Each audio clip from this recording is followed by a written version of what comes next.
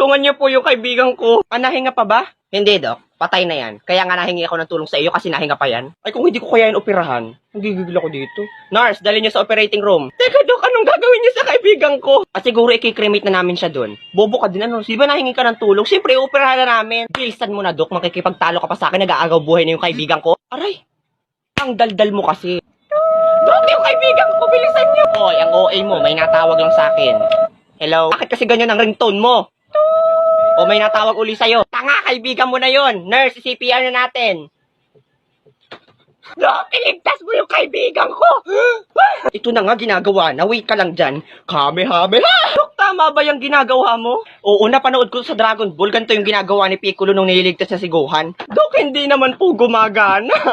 O di ikaw na dito, palit na tayo, oh. Doc, yung guhit po sa computer. Ano, straight na?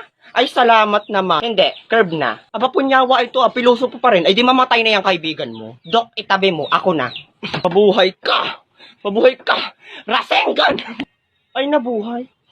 Ikinalulungkot ko pong nabuhay ang inyong kaibigan.